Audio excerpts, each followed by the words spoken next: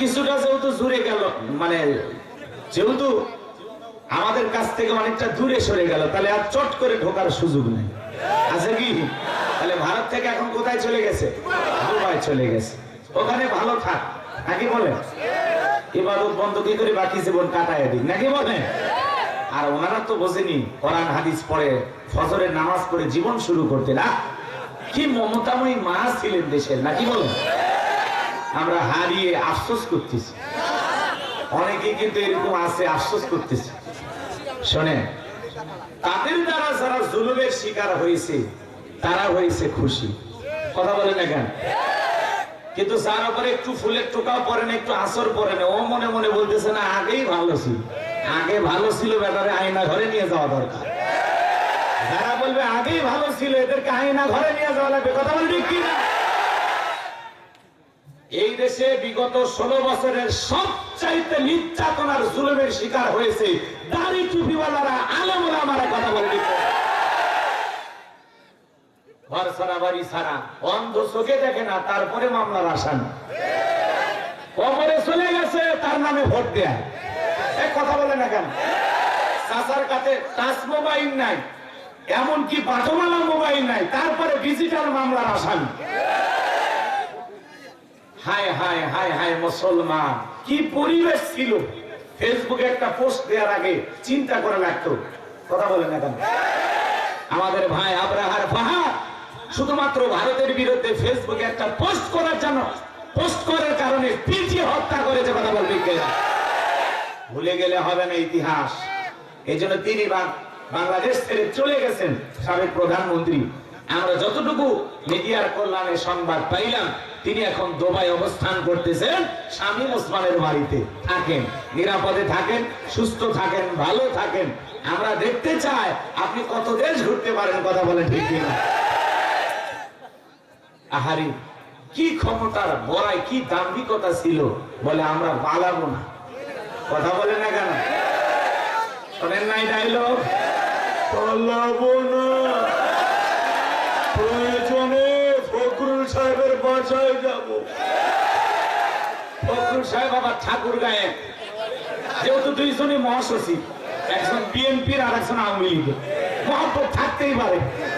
তো ফখরুল সাহেব আবার ঠাকুর গায়ে মিডিয়ার সংবাদ সম্মেলনে বক্তব্য দিতে গিয়ে তিনি আবার বলতেছেন, কই ওবায়দুল কাদের সাহেব, আমি তো ঠাকুর গায়ের বাসায়, আপনি আসেন, মেহমানদারি করাবো। এই যে অবস্থা, ওই ভদ্রলোককে অনেকেই খুঁজতেছে, কথা বলেন ঠিক কিনা? যে আসলে এই মানুষটা গেল কোথায়? খুব রসিকতা করতো, স্মার্ট বাংলাদেশ বলতে গিয়ে মন ভেঙে ফেলে দিত, আর কথায় কথায় বলতো খেলা হবে। আসেন, পুরো মাঠ পরে আছে, আপনারা নাই কেন? আসেন, খেলা হবে, কথা বলেন ঠিক কিনা?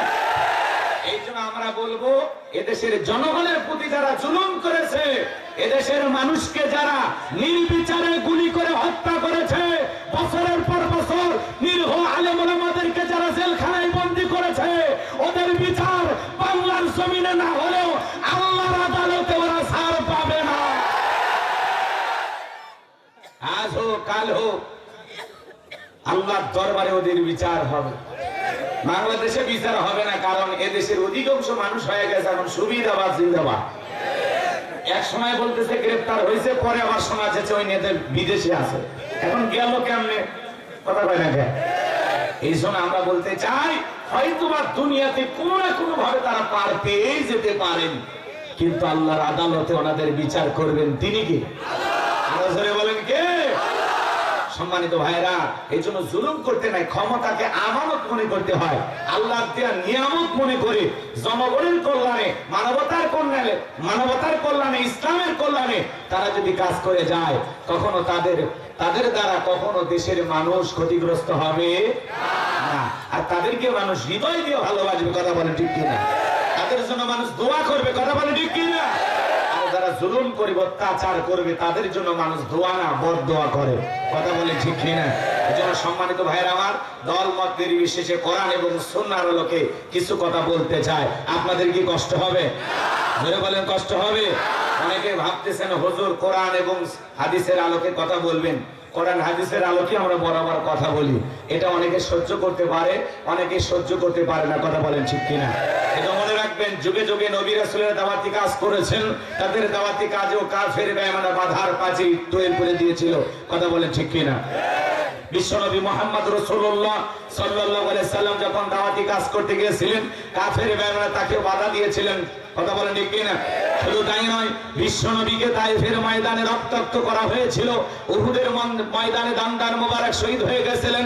সাহাবায়ে কেরাম দ্বীনকে প্রতিষ্ঠিত করতে গিয়ে মার খেয়েছেন, রক্ত ঝরিয়েছেন, জীবন দিয়েছেন।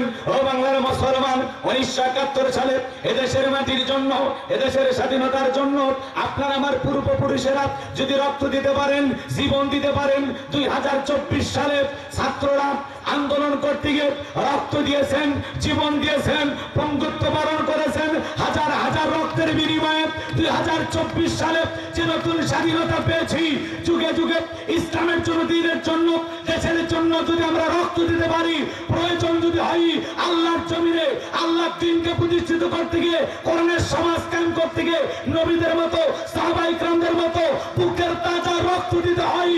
কোরআনের সমাজ ব্যবস্থা কায়েম করার জন্য কারা কারা বুকের তাজা রক্ত দিতে রাজি? তুই হাত তুলে আল্লাহকে দেখা।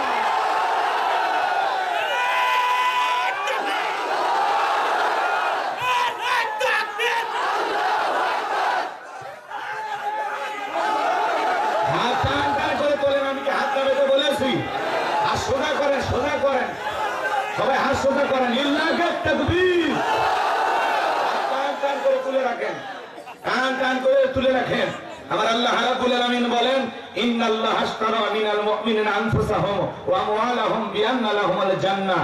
সূরা তাওবার 111 নম্বর আয়াতে আল্লাহ পাক জানিয়ে দিলেন, নিশ্চয়ই মুমিন বান্দাদের জান মাল আমি আল্লাহ ক্রয় করে নিয়েছি, বিনিময়ে দেব জান্নাত। বলুন সুবহানাল্লাহ। তাহলে বলেন তো বাজার, আপনার আমার জীবনের মালিক কে? এই ঠাকুরগাঁয়ের যুবকেরা ভালো করে বলো তো, এই জীবনের মালিক কে? প্রেম করবার প্রেমিকাকে পার্কে নিয়ে যা ডাইলগ দিবা, এই জীবন তোমার, তুমি শুধু আমার। ওরে হাইব্রিড যুবক, এই জীবনের মালিক কে? আপনার আমার সম্পদের মালিক কে? আল্লাহর দেয়া জীবন, আল্লাহর দেয়া সম্পদ আল্লাহর পথে খরচ করতে রাজি আছেন তো মুসলমান? রাজি আছেন তো ইনশাআল্লাহ? রাজি আছেন তো ইনশাআল্লাহ? ডান হাত কামান, শুধু ডানে হাত তুলে রাখেন, শুধু ডান হাত। আল্লাহ রাব্বুল আলামিন বলেন, ইল্লা সাহাবাল ইয়ামিন ফি জান্নাতি ইয়াতাসাআলুন। ডানপন্থী যারা জান্নাতের বাগানে থাকবে তারা, ডানপন্থী যারা আল্লাহর প্রিয় তারা, বলেন আল্লাহু আকবার। কোনো কথা হবে না। কিছুক্ষণ আগে বলেন, হুজুর জীবন দিতে রাজি, রক্ত দিতে রাজি। আপাতত জীবন রক্ত দিতে কোনোটাই দেয়া লাগবে না।